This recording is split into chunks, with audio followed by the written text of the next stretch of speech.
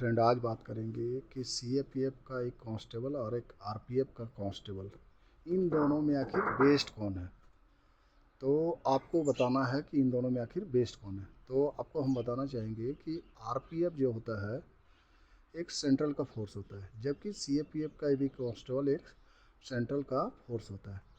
RPF का क्या है, ड्यूटी 8 घंटे का है और सीएपीएफ का ये ड्यूटी 8 घंटे का है।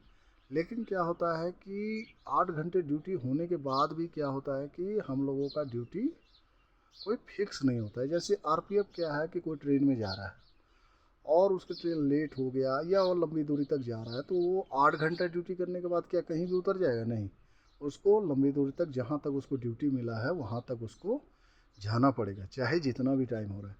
उसके विपरीत सीएपीएफ का भी यही हाल है।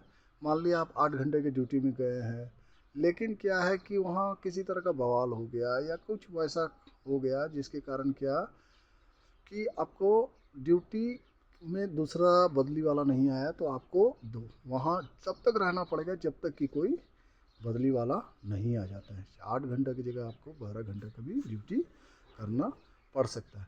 अब आपको हम बताना चाहेंगे कि आरपीएफ का क्या होता है कि आरपीएफ ड्यूटी करते हैं, उसके बाद वो ड्यूटी करने के बाद वो कहीं भी जा सकते हैं। मतलब उनका कोई रोक टोक नहीं होता है कि आप अपना ड्यूटी किए, उसके बाद अगर आप नज़दीक के हैं तो आप घर भी जा सकते हैं या किसी रिलेटिव के यहाँ जा सकते हैं। जबकि सीएपीएफ में क्या होता है कि आपका 8 घंटा ड्यूटी करने के बाद भी आप कहीं बिना परमिशन नहीं जा सकते, क्योंकि सीएपीएफ का क्या होता है कि ये हमेशा एक्टिव मोड में रहता है। पैरामिलिट्री होने के कारण क्या होता है कि इसको कहीं भी दंगा फसाद या कहीं भी आपातकाल स्थिति में भेजा जा सकता है। जबकि आरपीएफ का क्या है कि इसको सिर्फ रेल से रिलेटेड ड्यूटी है, इसलिए इनका फिक्स होता है कि मतलब ड्यूटी जब बताया जाएगा उस समय ये जाएंगे, बाकी टाइम ये क्या कर रहे हैं नहीं कर रहे हैं इससे किसी को लेना देना नहीं है। जबकि सीएपीएफ में क्या है कि आप हमेशा एक्टिव मोड में रहते हैं।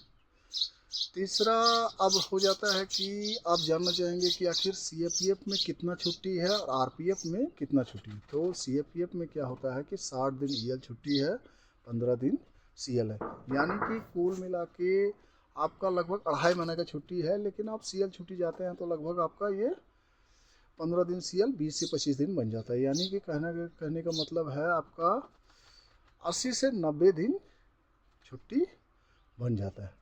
जबकि आरपीएफ में क्या है कि 30 दिन ईएल है, 15 दिन सीएल, यानी कि 45 डेज है, और उनका भी कुल मिला के लगभग 45 से 50 दिन छुट्टी बन जाता है।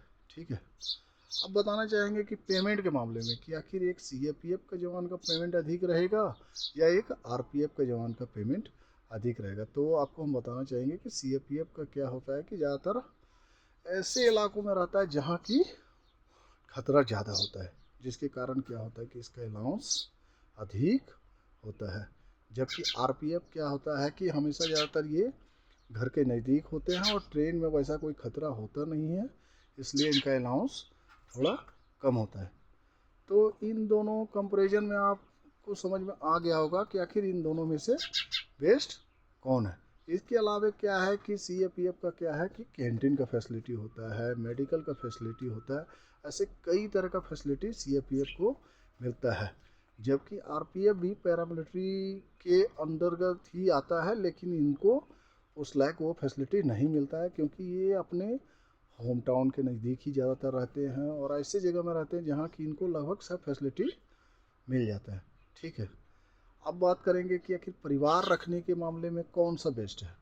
तो सीएपीएफ क्या होता है कि हमेशा ऐसे इलाकों में रहता है जहाँ की आप परिवार नहीं रख सकते, जबकि आरपीएफ में क्या है कि आप ज़्यादातर ऐसे जगह में रहते हैं जहाँ की आप फैमिली रख सकते हैं। तो आपको समझ में आ गया होगा कि इन दोनों में से बेस्ट कौन है।